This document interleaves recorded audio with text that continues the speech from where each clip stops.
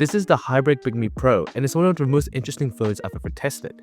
It's a fully functional Android phone with an e-ink display, which has a lot of pros and cons. So I'm going to show you guys what it's like to really use in a day in the life. It's currently 1018, I'll bet your percentage is at 100%. Let's get into this day in the life.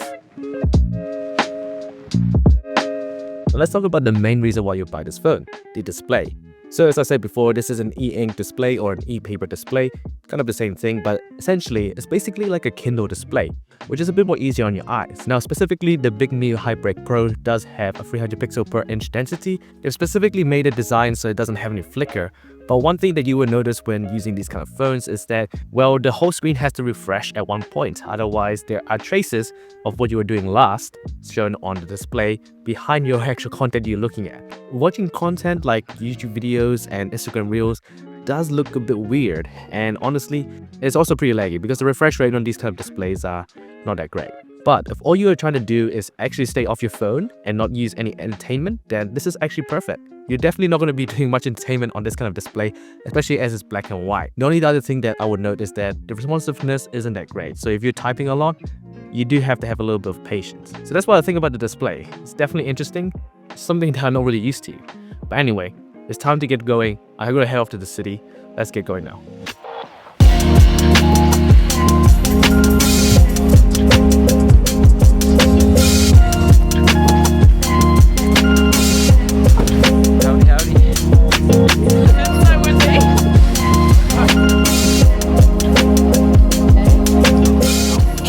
Taking a look at the cameras on the HiBreak Pro, at first glance it looks like it takes photos in black and white. But in reality, once you've taken the photos out of the phone, it's actually all in color. The back camera is a solo 20 megapixel sensor, which isn't the highest quality. It feels more like a camera from 2018 and almost has this vintage film look to it. On the front is a 5 megapixel selfie camera, which looks like it came from 2015. You definitely won't be getting this phone for its camera abilities.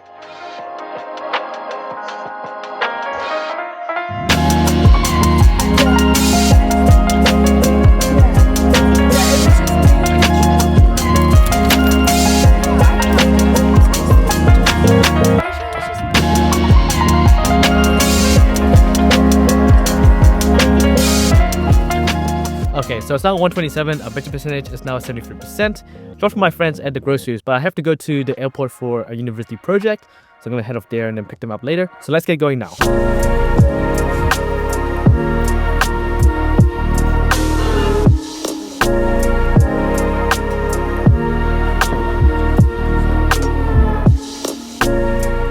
Alright, so it's now 3:05, the battery percentage is at 60%.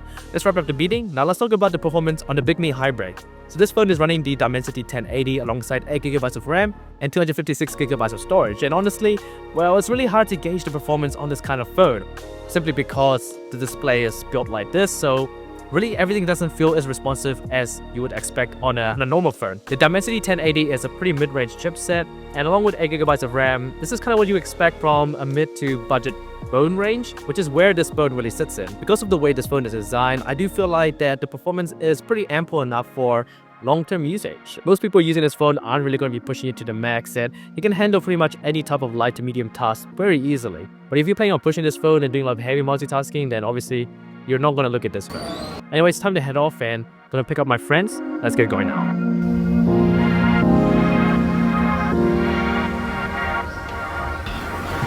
Absolutely freezing weather. Welcome to Wellington.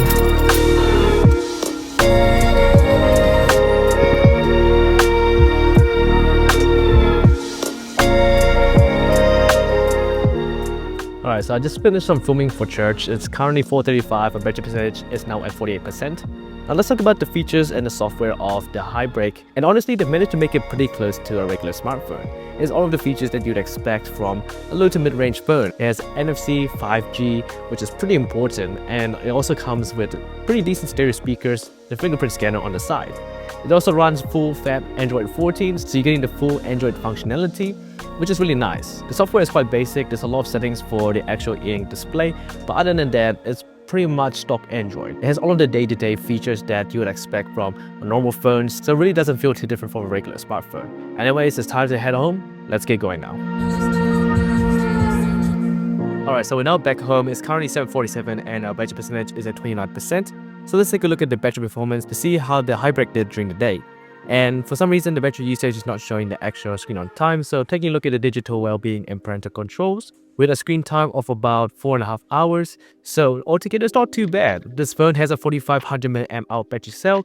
And with this screen size and the ePaper display, this is kind of what you would expect. You're going to get some pretty good battery life if you're not doing too much. However, if you are doing quite a lot like I've done today, you can run the battery out a bit more quicker. So what is it like to be using an e-ink display phone in 2025?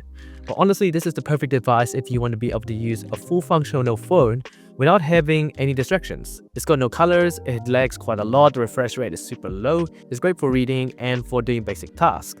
Now, the one issue I have with this phone is that the responsiveness is so low that when you're typing, I ended up making a lot of mistakes and it just drove me nuts. It was so annoying, especially when there's no autocorrect. I even turned on Gboard. I don't know why the autocorrect's not working, but it's really frustrating.